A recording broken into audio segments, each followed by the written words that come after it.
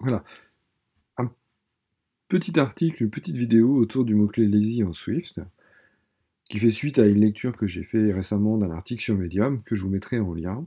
Cet article-là concerne donc l'utilisation et l'exploitation d'un mot-clé particulier, qui est intéressant de pouvoir connaître aussi bien lorsque vous lirez du code ou lorsque vous réutilisez un cas particulier lié à l'initialisation d'une variable, d'une propriété attachée à un objet.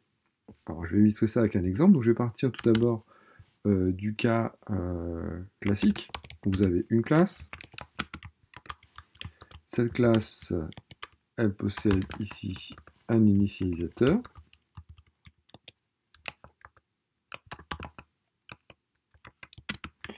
Là. Voilà. Donc là, j'ai déjà, dans un premier temps, j'ai créé ma classe. Et donc là, je vais mettre var.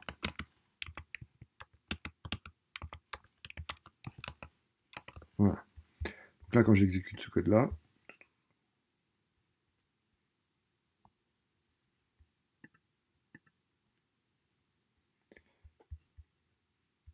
voilà.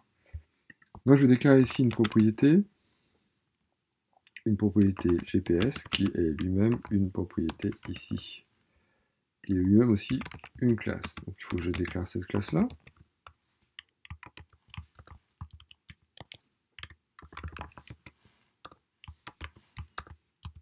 Voilà, et cette classe-là,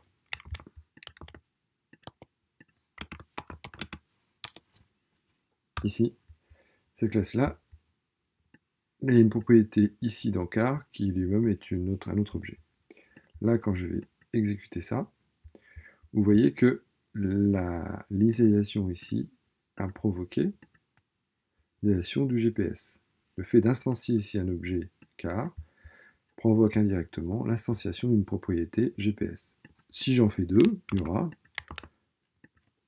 deux instantiations. Il y aura deux initialisations. Maintenant, le fait d'utiliser le mot-clé lazy, ici,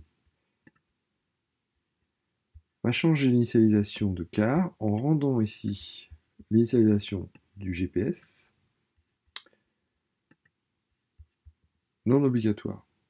C'est-à-dire que si je veux accéder à une propriété, ici, c'est seulement et seulement au moment où j'initialiserai la propriété que celle-ci sera initialisée.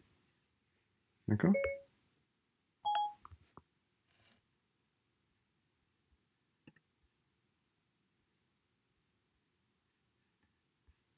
Voilà, c'était une petite vidéo pour illustrer l'utilisation du mot-clé lazy.